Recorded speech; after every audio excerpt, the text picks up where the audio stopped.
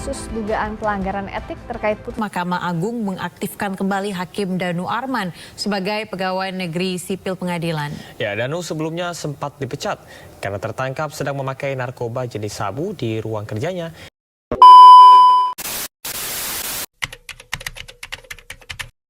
Pentingnya etika profesi hukum bagi hakim. Etika profesi hukum, khususnya kode etik dan pedoman perilaku hakim, adalah koridor utama bagi hakim dalam menjelaskan tugas. Pentingnya etika bagi hakim jauh melampaui aturan hukum formal karena yang pertama menjaga marwah profesi, integritas dan kepercayaan publik. Hakim memegang kekuasaan kehakiman yang merupakan salah satu kekuasaan negara. Tanpa etika yang kuat, integritas lembaga peradilan, MA, dan pengadilan di bawahnya akan hancur dan masyarakat dan akan kehilangan kepercayaan pada keadilan. Dan yang kedua, pedoman moralitas. Etika menjadi landasan moral yang mengarahkan hakim untuk mewujudkan penegak hukum yang berkeadilan. Tidak hanya berdasarkan hak teks undang-undang, tetapi juga nilai-nilai kejujuran dan rasa keadilan yang hidup dalam masyarakat. Dan yang ketiga, pencegahan penyalahgunaan wewenang. Etika berfungsi sebagai kontrol diri atau internal dan kontrol sosial atau eksternal untuk mencegah hakim menyalahgunakan jabatan, melakukan kolusi atau memihak demi kepentingan pribadi atau kelompok. Yang keempat, standar perilaku lebih tinggi. Profesi hakim adalah profesi mulia. Hakim dituntut memiliki standar etika yang jauh lebih tinggi dari warga negara biasa, sebab setiap tindakan di dalam maupun di luar pengadilan selalu merefleksikan institusi pengadilan. Jenis-jenis pelanggaran dan contoh dalam kode etik dan pedoman perilaku hakim. Etik dan pedoman perilaku hakim mengacu pada 10 prinsip dasar. Pelanggaran etik hakim dapat dikelompokkan berdasarkan prinsip yang melanggar, seperti 1. Prinsip berperilaku adil, jenis pelanggaran, memihak, dan diskriminasi. Contohnya, hakim menolak mendengar saksi dari salah satu pihak yang berperkara dengan alasan dibuat-buat. 2. Prinsip berperilaku jujur, jenis pelanggaran, menyampaikan informasi yang tidak benar. Contohnya, hakim sengaja memalsukan tanggal putusan atau menyembunyikan dokumen penting yang berkaitan dengan perkara. 3. Prinsip berintegritas tinggi, jenis pelanggaran, menerima suap. Contohnya, hakim menerima uang dari salah satu pihak yang berperkara untuk mempengaruhi hasil putusan. 4. Prinsip menjunjung tinggi harga diri, jenis pelanggaran, melakukan perbuatan tidak senonoh atau asusila. Contohnya, hakim terbukti berselingkuh atau melakukan pelecehan seksual di dalam atau di luar kantor. 5. Prinsip berdisiplin tinggi, jenis pelanggaran indisipliner. Contohnya, hakim secara teratur datang terlambat, tidak menyelesaikan perkara sesuai target, dan ataupun mangkir di luar kerja tanpa izin. 6. Prinsip bertanggung jawab, jenis pelanggaran kesalahan prosedural fatal. Contohnya, hakim terbukti mengambil putusan yang bertentangan dengan hukum acara karena kelalaian besar dan bukan karena ketidaktahuan hukum. Kasus Hakim Danu Arman yang terlibat narkotika merupakan salah satu contoh nyata pelanggaran kode etik berat yang berujung pada pemberhentian tidak dengan hormat.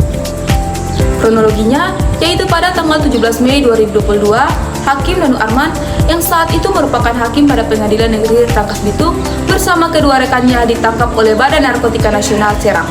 Penangkapan dilakukan di gedung Pengadilan Rangkas Bitung setelah sebelumnya narkotika jenis sabu dikirimkan melalui via kurir. Malam sebelumnya, Hakim Danu Arman bersama kedua rekannya mengonsumsi narkotika jenis sabu di salah satu rumah rekannya. Barang bukti berupa narkotika jenis sabu ditemukan di lingkungan Pengadilan Negeri Rangkas Bitung. Selanjutnya adalah analisis pelanggaran. Pelanggaran yang dilakukan oleh Hakim Danu Arman termaksud dalam kategori sanksi berat karena melibatkan 1 perbuatan tercela, 2 pelanggaran integritas. Dari kedua pelanggaran tersebut, keputusan pemberhentian tidak dengan hormat adalah investasi pengadilan untuk melindungi dirinya dari integritas kritik dan secara langsung mengirimkan pesan kepada publik bahwa tidak ada toleransi bagi pelanggaran kode etik berat. Sekian banyak aparat penegak hukum. Aparat penegak hukum itu kan ada polisi, ada jaksa, ada hakim. aparat penegak hukum itu dia menangani perkara-perkara yang berkaitan dengan masalah hukum. Kalau hukum secara konteks narkotika itu kan disebut penyalahgunaan narkotika itu atau mengkonsumsi narkotika berkaitan dengan hakim DA itu kan itu adalah sebuah tindak pidana. Bagaimana aparat penegak hukum yang menegakkan hukum melakukan tindak pidana? Bagaimana dia mau menangani, mau menegakkan hukum, dia sendiri melakukan tindak pidana? Berarti secara etika dia sudah tidak benar. Itu secara etika, secara hukum dia sudah melanggar tindak pidana. Nah, hakim seperti begitu seharusnya sudah melakukan pelanggaran terhadap etika profesinya sebagai hakim. Itu secara etika. Selain melakukan pelanggaran etika, dia juga sudah melakukan tindak pidana. Dia sudah menyalahgunakan narkotika. Berarti ada dua hukuman yang harus dia dapatkan di situ. Pertama, secara etika dia harus diberikan sanksi secara etikanya oleh dia punya lembaga kehakiman, dan kedua dia harus mempertanggungjawabkan itu secara hukum, secara pidana. Itu pertanyaan, menjawab pertanyaan pertama. Kedua, Pertanyaannya itu bagaimana kurikulum atau pendidikan di Fakultas Hukum dapat lebih diperkuat untuk menanamkan integritas moral dan anti narkotika sejak dini pada calon penegak hukum. ya, kurikulum sudah ada. Setiap fakultas hukum, setiap perguruan tinggi yang ada prodi hukumnya itu sudah ada kurikulumnya. Salah satunya mata kuliah etika profesi hukum yang ada di PSD Kawaru ini. Nah, itu kan mengajarkan mahasiswa sebelum berprofesi hukum, misalnya menjadi polisi, menjadi jaksa, menjadi hakim, harusnya mereka seperti apa. Etika itu sudah diajarkan kepada calon-calon aparat penegak hukum tadi yang kita bilang, salah satunya hakim. Itu sudah diajarkan. Nah, kembali ke pribadi masing-masing saja. Secara kurikulum sudah, potong jalankan. Jadi apakah tidak jalankan? Tidak, sudah dijalankan. Semua fakultas hukum yang ada di Indonesia ini sudah ada kurikulumnya. Kurikulum berkaitan dengan etika itu sudah ada. Salah satunya adalah mata kuliah etika profesi hukum itu. Jadi kalau mau lebih ditingkatkan, oke, kita akan tingkatkan lebih mendalam lagi, menjelaskan mungkin kurikulumnya dirancang lebih spesifik lagi supaya potong bisa mahasiswanya bisa memaknai lebih dalam lagi berkaitan dengan profesi mereka. Menjadi hakim etikanya harus begini, semboleh begini, apalagi melakukan tindak pidana dalam hal ini mengkonsumsi narkoba. Tapi kurikulumnya sudah pas kita kira, karena potong sudah ada mata kuliah khusus yang berkaitan dengan etika profesi. Begitu untuk nomor 2 jawaban. Terus pertanyaan nomor 3 itu ini tentang pengawasan internal dan eksternal.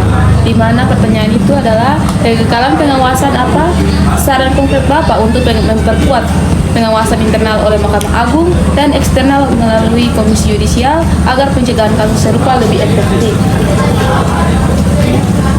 Lembaga kehakiman itu sudah ada lembaga pengawasnya yang tadi dong bilang Komisi Yudisial itu. Pengawasan itu kan bukan hanya setelah dia melakukan tindak pidana, tapi dilakukan sejak awal. Maka proses seleksi itu harus diperketat. Orang mau jadi hakim itu syaratnya harus ketat. Semboleh ada potensi-potensi nanti melakukan tindak pidana. Misalnya ini sepertinya dia akan cenderung melakukan tindak pidana penyalahgunaan narkoba kayak kasus Hakim Ade tadi. Jadi syaratnya harus juga dari sisi kesehatannya harus diperketat, psikologinya harus diperketat. Bukan nanti sudah tunggu dia sudah melakukan dulu baru lembaga pengawasan bertindak. Sebelum dia lakukan itu lembaga pengawasan dalam ini Komisi Yudisial sudah harus punya strategi supaya jangan dia melakukan, jangan tunggu dia lakukan. Proses pengawasan itu harus dilakukan sebelum tindak pidana itu terjadi. Gitu. Jadi syarat perekrutan mungkin diperketat. Sembarang orang harus jadi, misal tidak sembarang orang bisa jadi hakim. Syarat-syaratnya diperketat, mungkin secara psikologinya itu diperketatkan dari sisi kesehatannya dan seterusnya. Supaya saat dia jadi hakim, dia tidak melakukan tindak pidana tadi penyalahgunaan narkoba. Begitu. Terus pertanyaan yang keempat, Pak, apa dampak hukum misalnya terhadap putusan yang pernah dibuat dan sosial yang paling signifikan dari pemberhentian hakim karena kasus pidana seperti narkotika? Dampak hukumnya pasti orang akan bilang, ih, berarti dia, misalnya kalau dia memutus sebuah perkara yang berkaitan dengan narkotika, kalau kau bicara konteks kasus yang kamu pakai Hakim Ade itu, orang bilang, bagaimana bisa orang menggunakan narkotika dia memutus sebuah perkara yang berkaitan dengan narkotika? Pasti ada dampaknya. Orang bilang jerukom minum jeruk, kira-kira begitulah. Orang dia pelaku narkoba, dia memutus orang narkotika, secara etika itu bisa. Maka orang akan berkesimpulan bahwa bisa saja orang yang dia putus itu tadinya bersalah malah seharusnya tidak bersalah, atau sebaliknya tidak bersalah jadi bersalah. Jadi orang akan meragukan dia punya putusan yang dia hasilkan. Bagaimana orang meragukan? Karena dia sendiri pelaku memakai narkoba begitu. Kok dia bisa memutus masalah yang berkaitan dengan narkoba? Jadi ada sanksi, ada orang akan menyaksikan, bukan bahasanya orang akan meragukan putusan yang dia putuskan. Karena dia juga terlibat narkotika gitu kira-kira. Dan terakhir Terakhir itu tentang rehabilitas dan pencegahan berulang, di mana pertanyaannya, selain sanksi pemberhentian, menurut Bapak upaya rehabilitas atau pembinaan seperti apa yang harus diterapkan untuk mencegah para pejabat publik khususnya di sektor yudikatif kembali terlibat dalam penyalahgunaan narkotika? Jadi untuk tindak pidana narkotika itu kan sanksinya itu bisa rehabilitasi, bisa hukuman penjara, tergantung dia punya tingkatan. Hakim ini sudah di tingkatan mana? Sudah di level pengedarkah atau baru masih di pemakai? Biasa pemakai itu kotong kategori sebagai korban. Toh, maka korban itu dia sakit sebenarnya. Orang yang pakai narkotika itu orang yang sakit. Untuk itu penerapan yang paling tepat itu adalah rehabilitasi. Maka kalau Hakim Ade ini dia hanya sebagai korban pemakai, maka kotong kategorikan dia sebagai korban. Maka langkah yang paling tepat itu adalah rehabilitasi terhadap dia. Obati dia sakit itu sementara sakit. Maka kotong obati dia supaya dia punya sakit kecanduan terhadap narkoba itu bisa hilang. Tapi kalau levelnya sudah tingkat sampai dia di pengedar, sudah membantu mengedarkan, maka rehabilitasi saja cukup. Dia harus dihukum. Ya, proses hukum harus berjalan kepada dia sesuai dengan undang-undang narkotika yang berlaku. Jadi ada dua sanksi tergantung tingkatannya. Kalau dia masih sebagai pemakai, maka itu kita kategorikan sebagai korban, dia harus direhabilitasi. Tapi kalau dia sudah membantu mengedarkan, memakai, mengkonsumsi sekaligus membantu mengedarkan, selain direhabilitasi juga harus melakukan hukum positif sesuai undang-undang narkotika. Begitu kira-kira.